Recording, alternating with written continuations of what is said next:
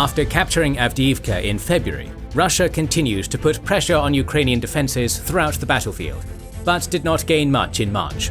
Still enjoying manpower and firepower superiority, Russia maintains the strategic momentum, trying to take advantage of delays in foreign assistance that Ukraine is currently facing. We're going to talk about this and some other topics related to the war in Ukraine in March, including the terrorist attack in Moscow, the diplomatic developments, and painful long-range attacks carried out by both Ukraine and Russia. This video is made available for free thanks to our YouTube members and patrons. We fund our free content through our program of exclusive videos made for our members and patrons, who get 2 documentaries per week not available to the public. We've got a growing collection featuring the First Punic War, the history of Prussia, the Italian Unification Wars, and a review of the classic text Xenophon's Anabasis. We're now covering the Russo-Japanese War and Albigensian Crusades, not to mention our massive Pacific War week-by-week coverage, and a massive pool of other projects. All this is made for and with generous donations from our backers. So if you're enjoying our content and want to see more and support the cause of history, consider becoming a YouTube member or patron. You'll also get early access to public content, a spot in our lively Discord server, and behind-the-scenes info and goodies. We rely on our backers to support our growing team pumping out these videos, so thank you to everyone already involved, and we hope you'll consider joining in too. As usual, let's look at the situation on the front lines first. Our description of developments is going to be brief this time, as despite very heavy battles, the Russian progress has been minor. After the capture of Avdiivka, the Russian army pushed westwards to take advantage of the Ukrainian retreat.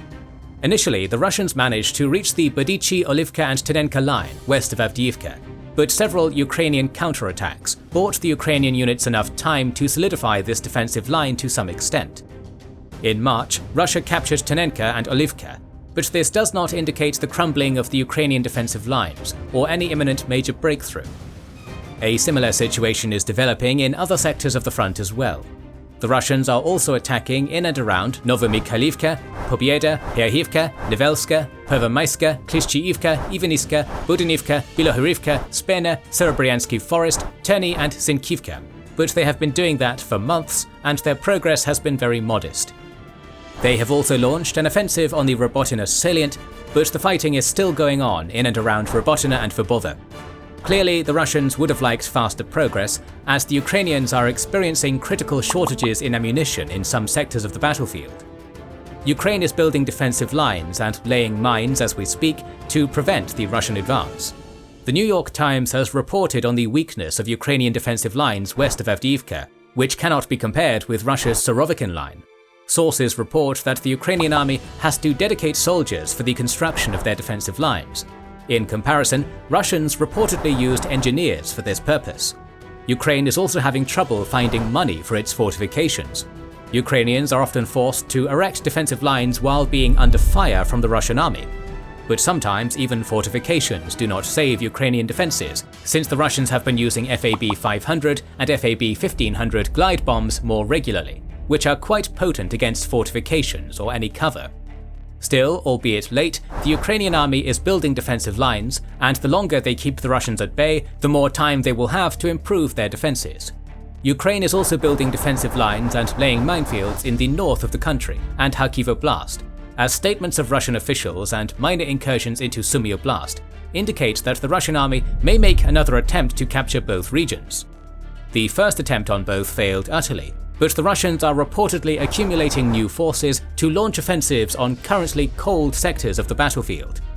Currently, Ukraine needs to mobilize more forces in order to prevent Russian progress and potentially regain momentum when the Russian army gets exhausted from its offensives and if the United States finally restarts military aid to Ukraine. At this point, Ukraine going back on the offensive looks unlikely, but fresh reserves, more weapons and ammunition, coupled with the Russian exhaustion and depletion of resources, may make it possible probably in 2025 at the earliest. For now, Ukraine needs recruits for defensive operations. The Commander-in-Chief, Syrskyi, has already announced that Ukraine has started deploying fresher units, which have been in the rear for a long time, but the scope of this process is unknown. The Ukrainian government and the parliament are still working on the new mobilization law, a process which has been going on for months due to opposition dissent and public criticism. Initially, the figure of 500,000 new recruits was mentioned, but according to Siski, the audit of available forces has demonstrated that the required number is significantly lower. A battalion commander, Filimonov, said that Ukraine would need at least 250,000 recruits to have a chance at stopping the enemy, but this number would have to be significantly higher to launch an offensive. Filimonov also criticized the commanding officers and the state of fortifications. So many in the Ukrainian army recognize the problems they are currently facing on the battlefield, and some steps are being taken to solve them, but whether that is going to be enough to stop the success of the Russian offensive is not entirely clear. According to the Ukrainian commander, General Paveluk, at this point, Russia has roughly 100,000 men in the North Luhansk front, 50,000 around Bakhmut, and roughly the same number near Avdiivka and on the Zaporizhia front. An additional force of 100,000 is being accumulated and trained to be sent into Ukraine. Many argue that this group will be ordered to attack Kharkiv. Zelensky expects another major Russian offensive in May to June.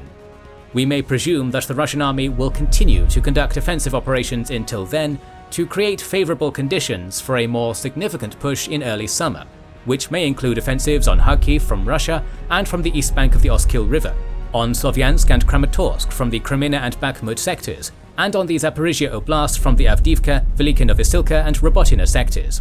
This will be a massive endeavor, even bigger than what Russia planned at the start of the war in terms of available manpower. The result of this phase of the war will have a major impact on its result. For now, Ukraine is forced to defend, while trying to cause problems to Russia by carrying out incursions in unexpected places. On the 12th of March, the pro-Ukrainian Russian Volunteer Corps, Freedom of Russia Legion and Siberian Battalion conducted their first raid on Belgorod and Kursk Oblasts for some time. For a while, they even captured the village of Tetkino in Kursk Oblast. These units carried out several other incursions throughout March, but all of them were eventually repelled by the Russian army, causing some observers to question whether this allocation of limited resources was a good decision for the Ukrainian command. Along with conventional warfare, we have witnessed a significant escalation of asymmetric warfare in Ukraine as well. Both sides are targeting both military assets and critical civilian infrastructure. Ukraine has been targeting the Russian Black Sea Fleet for a long time already, as the weakening of Russian naval assets is instrumental in maintaining Ukrainian exports through the Black Sea. On the 5th of March, the Ukrainian Magura V-5 naval drones destroyed Russia's Sergei Kotov patrol ship near the Kerch Strait.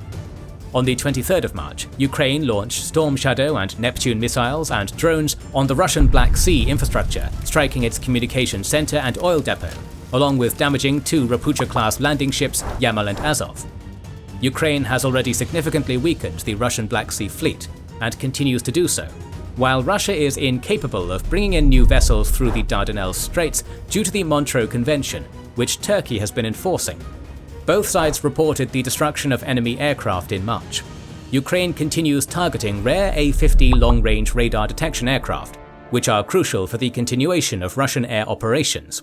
On the 9th of March, the Ukrainians struck and damaged the Beriev aircraft plant in Taganrog, which reportedly modernizes and repairs A-50s. On the same day, the Russians claimed to destroy a Patriot air defense system.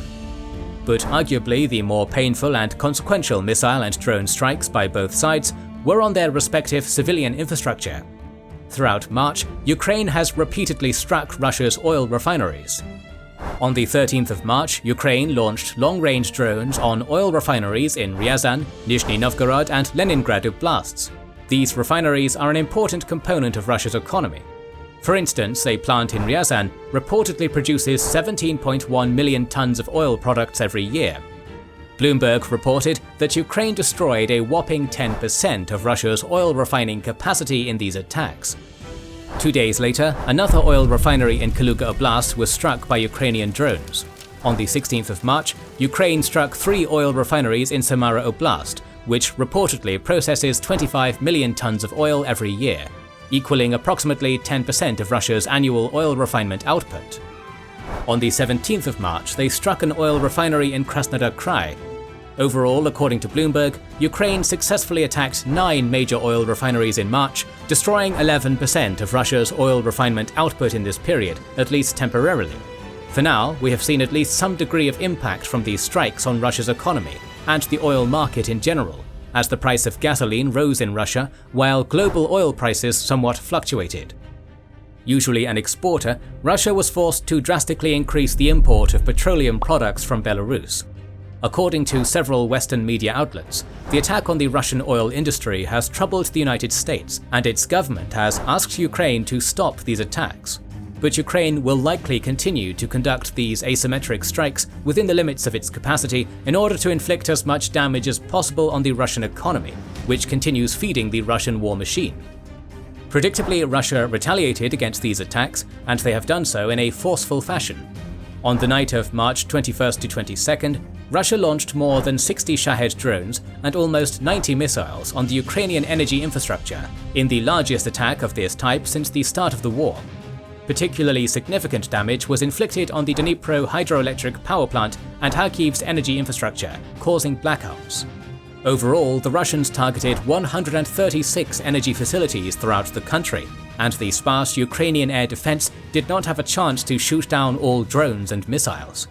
The Ukrainian government has been working on restoring its energy infrastructure, but it may actually take years to repair or rebuild some of the damaged and destroyed facilities. Ukraine managed to recover from this attack, at least to a certain extent, thanks to emergency assistance from Romania, Slovakia and Poland. Russia launched another drone and missile attack on Ukraine on the 24th of March, which targeted the port infrastructure along the Danube River, energy facilities in Dnipropetrovsk Oblast, and civilian energy and military infrastructure in other areas. It is curious that despite expectations at the beginning of the winter season, Russia did not target Ukraine's energy grid like they did in the previous year, instead focusing on their military-industrial facilities. Thus, this attack was the first major test of Ukraine's energy infrastructure in months. The lack of air defense supplies from the west to Ukraine has enabled Russia to succeed in this attack. As Zelensky posted, Russian missiles have no delays, unlike aid packages for Ukraine. Shahed drones have no indecision, unlike some politicians. It is critical to understand the cost of delays and postponed decisions. By now, the damage caused by delays and hesitation of Western military supplies to Ukraine is crystal clear to everyone. Not that anyone following this war doubted it before. Ukraine is struggling to stop Russian attacks due to a lack of artillery shells, while its energy grid has suffered a significant blow due to a lack of air defense systems and missiles. The US Congress not passing the Ukraine support bill remains the biggest problem for Kyiv. However, on the 12th of March, the United States announced an emergency military aid package worth $300 million. The National Security Advisor, Jake Sullivan, stated that this package was made possible by saving money from unspecified Pentagon contracts, while adding that this scheme is not a long-term solution.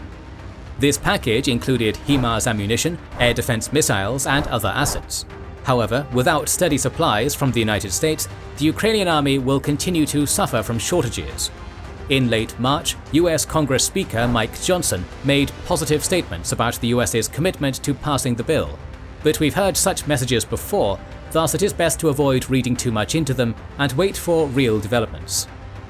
A notable update is Israel's intention to send early warning systems against missiles and drones to Ukraine, according to Israel's envoy to the UN, Gilad Erdan.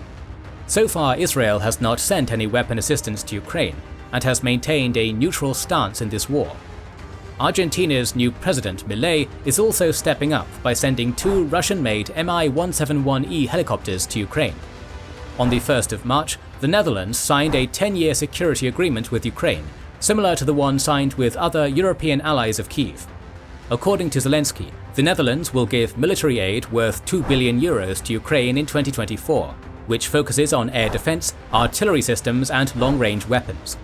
For now, the Dutch have committed to give €250 million to the Czech initiative of sending artillery shells to Ukraine, along with promising 14 inflatable boats, 8 river patrol boats, and CB-90 class fast assault craft.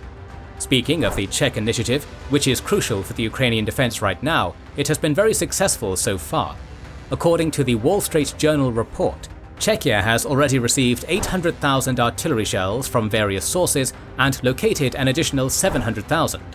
It is reported that one of the suppliers is a Russian ally.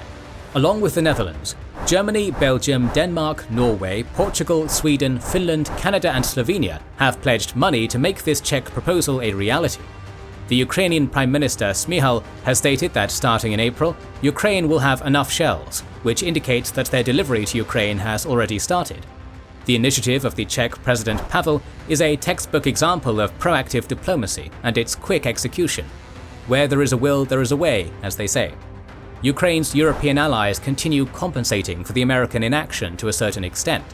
On the 7th of March, Britain pledged more than 10,000 drones, worth over £325 million.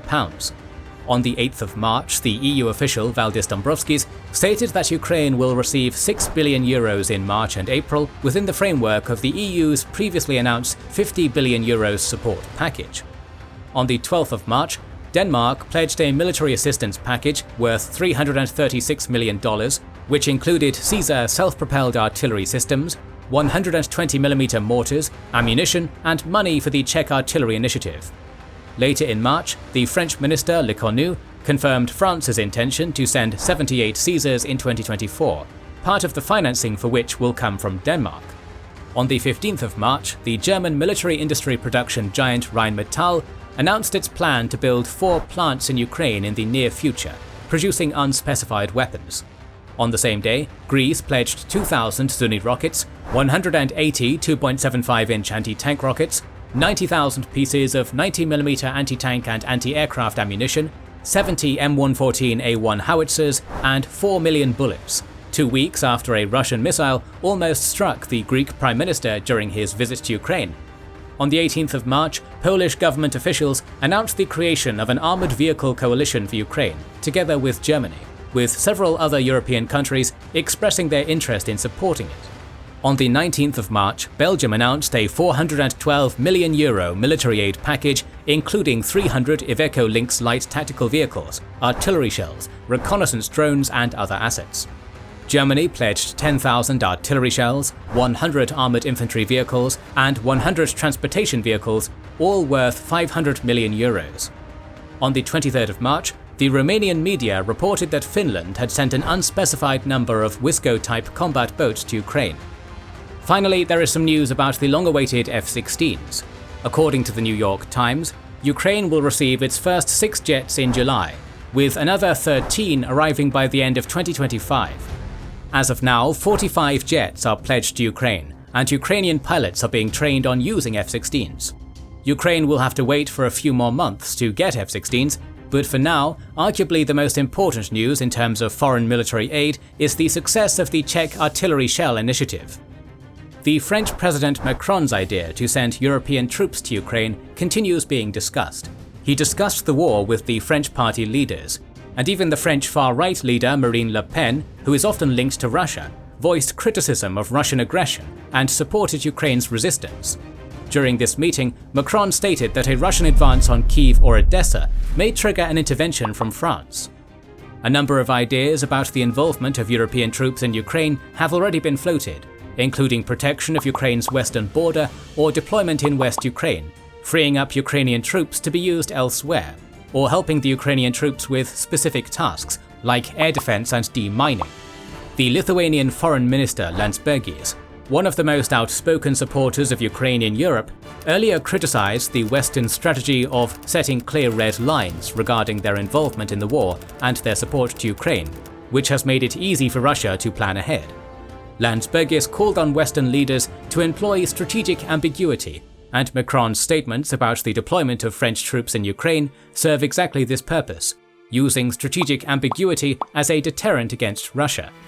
At this point, the French or European deployment to Ukraine remains an unrealistic development, but Macron's statements intend to confuse Putin about France's next steps, which if nothing else gives Russia an additional thing to worry about.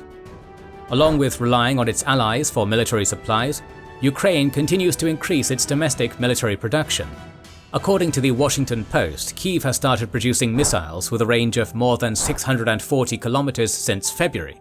Along with that, the Ukroboronprom is producing 122mm and 152mm shells for the Soviet-era artillery, and is planning to start the production of 155mm shells in the second half of 2024 as well. Ukraine is also producing a significant number of drones, and is expected to surpass its goal of manufacturing 1 million drones. The Ukrainian officials have also stated that they are working on the production of domestic air defense systems similar to NASAMS. However, for obvious reasons, Ukrainian military production is still far from Russia's military-industrial capacity, which is currently working to its fullest to achieve an overwhelming firepower advantage over the Ukrainian army at a time when it is struggling for weapons and ammunition.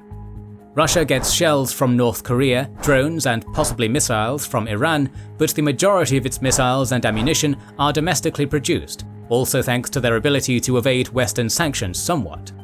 Estonian intelligence estimates that Russia is spending 1.3 trillion rubles per month on war spending, which includes production. Russian military production factories are working 3 shifts to maximize their capacity. For instance, in December 2023, there was a report about a Russian plant hiring an additional 500 workers. There are different estimates about Russia's tank and armored vehicle production. According to the Royal United Services Institute, Russia produces roughly 125 tanks and 250 armored fighting vehicles per month, but approximately 80% of them are hastily modified old Soviet-era T-62 tanks, which have been waiting for action for decades in storage. Some of them are not equipped with modern defensive upgrades, which makes their lifespan quite short. For instance, OSINT's analysts estimate that the Russians lost 12 tanks and 8 BMPs in its 30th of March attack in Tunenka. For now, Russia is ready to sacrifice a lot of equipment and is hoping for a major breakthrough, while the Ukrainian defenses are struggling with shortages. The Russians are confident due to still having massive amounts of tanks and armored vehicles in storage, which are estimated to last them another 2 years at current rates. According to CNN, Russia produces about 250,000 artillery shells per month, i.e. roughly 3 million annually. The Russian Ministry of Defense expects to produce 1.3 million 152mm shells and 0.8 million 122mm shells per year. More shell production would only be possible if new facilities were built and more raw materials were extracted, which would require further investment. The military analyst Perrin estimates that the United States would need approximately 18 months to reach the Russian 152mm shell production rates. But Europe is stepping up as well. Norway is adding work shifts to its military-industrial work. Germany is starting up a facility that intends to produce 200,000 155mm shells, while the EU Foreign Policy Chief Borrell estimates that the EU will have an overall output of 1.4 million 155mm shells by the end of 2024. Russia essentially switched to a wartime economy as soon as its 2022 blitzkrieg failed, while Western countries procrastinated hoping for the best, until after the failed Ukrainian counteroffensive, where they grasped the magnitude of the threat. Now they are stepping up their military production, and at some point in 2025 their production rates will be comparable with the Russians. Until then, Ukraine will have to defend with whatever is available to them. As we mentioned already, Russia is increasing the production of FAB-1500 glide bombs, which have been effective against Ukrainian fortifications and defensive structures. The worst news is that Russia has started mass-producing FAB-3000 glide bombs, which are more powerful. For now, Russia is manufacturing weapons on a level sufficient for maintaining current rates of attrition, and this is expected to continue for the next couple of years at the most modest estimates. Both sides in this war maintain the capacity to continue fighting despite each having significant problems. However, one of the key and often overlooked factors behind this capacity is stability on the home front. Putin has been able to weather the storm of early defeats and a putsch by Prigozhin and is seemingly ruling over a population which supports the war in Ukraine or is resigned to the fact that they are too weak to oppose it. The death of the Russian opposition leader Alexei Navalny in prison further derailed the morale of the anti-Putin and anti-war camp in Russia. But his funeral on the 1st of March was essentially the first sanctioned display of opposition and anti-war sentiment in Russia. According to opposition sources, more than 16,000 people turned up to pay their final respects to Navalny, which demonstrates that despite all the repression and emigration of anti-war people, there is still a significant anti-Putin sentiment in Russia. This may not amount to much at this point, since anti-war sentiments are repressed and contained, but the war in Ukraine is by no means exclusively popular in Russia. Still, this did not prevent Putin from declaring himself president for the 5th time. The opposition candidates were not permitted to run, while the general atmosphere of fear and control, even more so than usual, was not conducive for free and fair elections in Russia. On the 18th of March, Putin was declared a winner, with 87% of votes, at least some of which were given at gunpoint in the occupied Ukrainian regions. Putin's fifth term started with a crisis. On the 22nd of March, a mass shooting and bombing was perpetrated in the Crocus city hall in Moscow, killing at least 144 people. 4 gunmen fired on bystanders and concert-goers indiscriminately. Very soon, the Islamic State claimed responsibility, but both social media conspiracy theorists and Russian state media downplayed their involvement, pointing at the United States and Ukraine as the real culprits. Many others argued that it was a false flag attack by the Russian authorities, similar to the 1999 Ryazan debacle, claiming that a very slow reaction of the security forces to the ongoing terrorist attack and the late apprehension of the perpetrators demonstrate the malice of the Russian authorities. At this point, they are all speculations, and let's instead look at the facts and post-terrorist attack statements of the Russian authorities to understand the implications of this horrible event on the war in Ukraine. For weeks, the United States Embassy in Russia was making warnings about an impending terrorist attack in Moscow. A few weeks before the attack, the FSB reported about the neutralization of terrorist planning to attack a synagogue in Moscow. Following the attack, Russian state media outlets and propagandists argued that the American warning about a terrorist attack merely served to hide their involvement in it. They also blamed the Americans for pushing the narrative that Ukraine has nothing to do with the terrorist attack. Russian authorities stated that they apprehended the terrorists in Bryansk Oblast on the way to Ukraine, which is supposedly proof of Kyiv's involvement. It was curious that Putin's key ally Lukashenko shattered the Russian narrative by saying this: "As soon as there was information from the security services that the car with terrorists was moving in the direction of Bryansk, it was agreed that Belarus would block its part of the direction of the likely movement of criminals, and the Russian side its own. They saw that. That's why they turned away and went to the section of the Ukrainian-Russian border." This means, at least according to Lukashenko, the terrorists first moved towards the Belarus border. But this has not stopped the Russian officials from blaming Ukraine and the West. Putin pointed to the terrorists' movement towards Ukraine several times.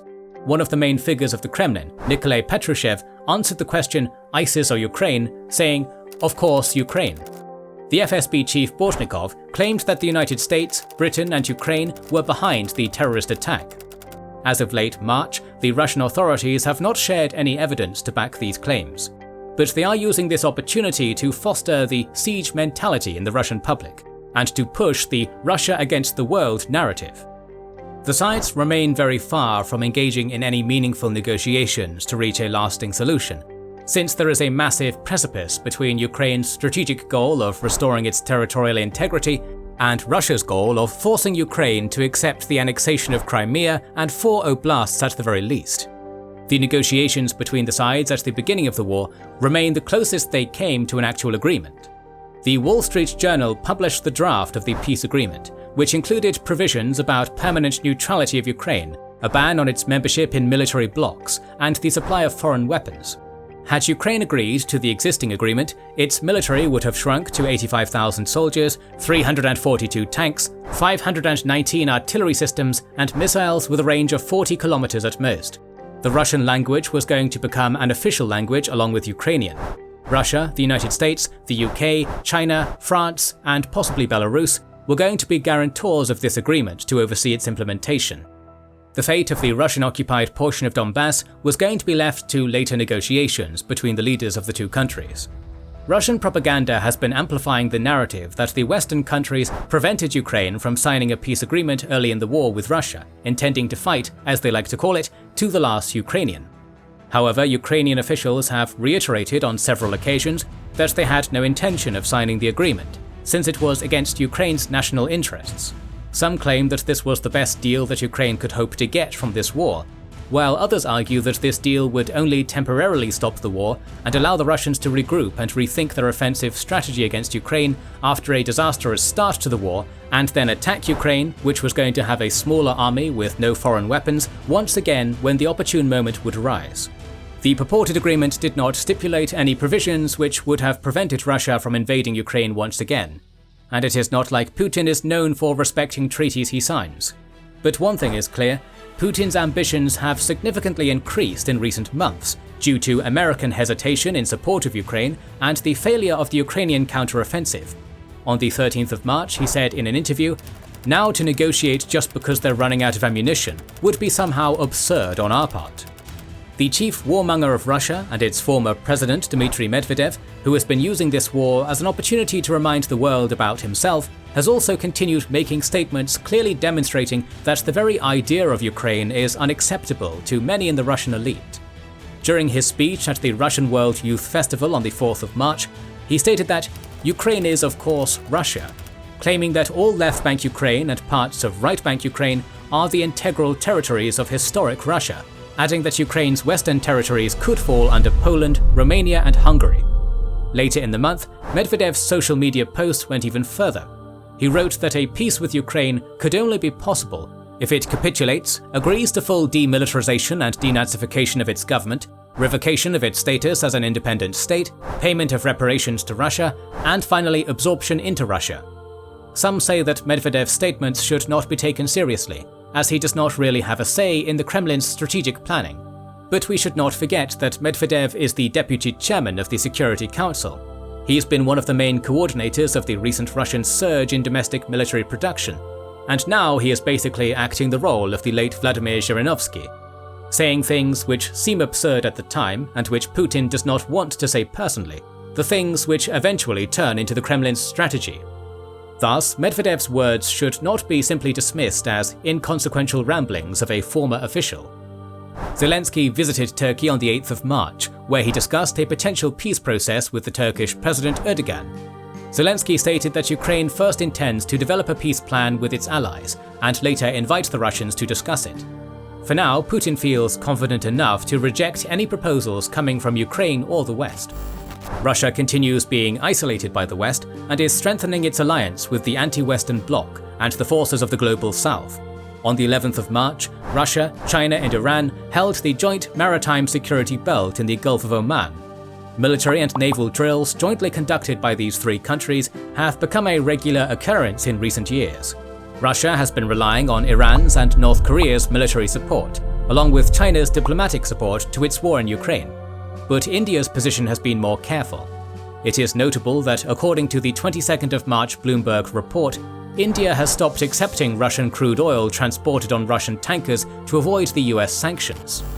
The biggest and bloodiest war in Europe since the Second World War continues, with all its brutality, death and tragedy. Putin is gambling the future of his country on this war, and believes that victory is the only option for the survival of his regime, while Ukraine is once again fighting as a disadvantaged side. Still, their defences largely hold against the Russian pressure. Speculations regarding casualties on both sides do not stop, and will continue to be circulated in absence of verifiable information on this matter. The most recent notable analysis regarding Russian losses was carried out by the Verska platform. According to official figures from Russia, 2.17 million men between the ages of 31 and 59 registered as disabled in 2023. This is a drastic increase of 507,000 from 2022.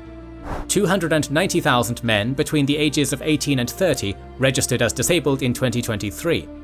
Without a doubt, the main cause of these disabilities is the war waged by Putin, which gives at least some idea about the scale of Russian losses.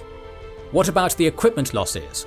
As always, we turn to the Oryx military blog and its count of visually confirmed losses on both sides. As of the 1st of April, Russia has lost at least 2,878 tanks, 6,152 vehicles, 274 command posts and communication stations, 1,183 artillery systems and vehicles, 363 multiple rocket launchers, 107 aircraft, and 135 helicopters. Ukraine has lost at least 786 tanks, 2,467 vehicles, 18 command posts and communication stations, 530 artillery systems and vehicles, 63 multiple rocket launchers, 82 aircraft, and 42 helicopters. We will continue talking about this war in the coming weeks, so make sure you are subscribed and have pressed the bell button to see it. Please consider liking, subscribing, commenting and sharing, it helps immensely. Recently, we have started releasing weekly Patreon and YouTube member exclusive content. Consider joining their ranks via the link in the description or button under the video to watch these weekly videos, learn about our schedule, get early access to our videos, access our private Discord, and much more. This is the Kings and Generals channel, and we will catch you on the next one.